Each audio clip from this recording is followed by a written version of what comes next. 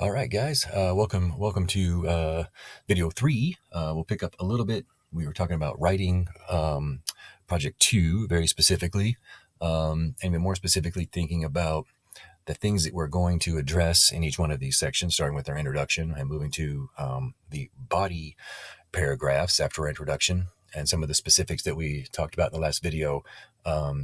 When we talk about the careers that we're going to find, what are the educational requirements, what kind of types of maybe experiential learning, all the things that are listed, as you see right here under preparation, and then the working conditions and the maintenance. And then we began to talk about some of these other bullet points and the importance of thinking about not just saying what we think we know about this particular field, right, and a particular career path that you're going into, but more specifically finding credible sources that are reliable to support when we say this job requires X number of years of this or that, or requires a membership in this, or requires some of the great things to get into this field, or what can make your path more successful, or X and Y.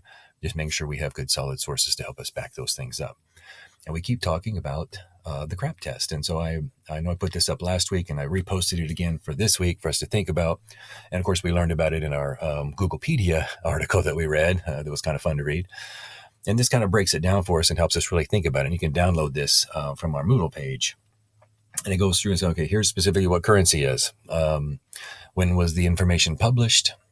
Has it been revised or updated? Is the information current or out of date? Are the links functional, right? So now we're really talking about currency is like the timeliness of the information, right? As it states there. Relevance, is it really talking about your topic? Or is it kind of like just on the edge? Is it not really talking about it? This might be where the relevance might be, okay, it says it's talking about it, but it's not really. So maybe there's a logical fallacy in there. Is the intended audience for someone like you, maybe as a potential student or someone who's interested in the field? Is the information at an appropriate level? Is this where we are, what we're looking for? Make sure you look at several different sources too. Authority. We talk about ethos, right? Does this person seem to have the combination maybe of education and experience to then say and talk about what the requirements are, let's say, for example, in the field? Are they someone who has the education and experience to talk about what the experiential learning requirements might be? Or do they have the education and experience to talk about the working conditions? So think about those things. Accuracy. Now, this is sometimes can be a little tougher. How do you know, right? Hopefully, sometimes we'll get that from ethos. If the person has the authority, we can maybe assume. Nothing we can do for accuracy is verify it with another source or two, right? So not beyond. Okay, so it's a peer-reviewed article, so that helps. A lot of times I like to always think about, can we verify this information with another source? Does the language or tone seem to be, is it, appropriate?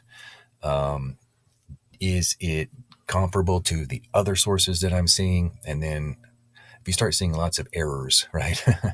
Not that we always want to be too judgmental, but sometimes those things can be giveaways that maybe something else is going on. So just make note of those. And then the purpose is the reason that the information exists. How, from what point of view, perhaps, is the person writing? Are they writing from not just a position of authority in this case, but are they writing from perhaps we might think about non-biased?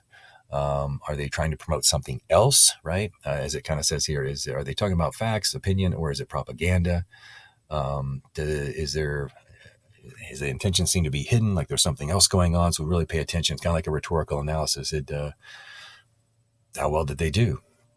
We can evaluate now. Did they achieve their purpose? And if not, something else might be going on, because, as I said, are there political, ideological, cultural, religious, institutional, or personal biases that are trying to sway you maybe in one particular direction, as opposed to just presenting solid, reliable information and or evidence that you can use to then talk about this?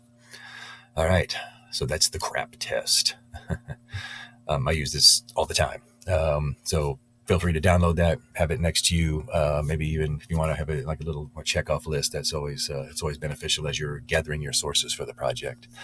All right, guys, I wish you well. Hope you have a great week. I'll be back. We'll talk more about MLA later, but these first 3 videos hopefully get you going.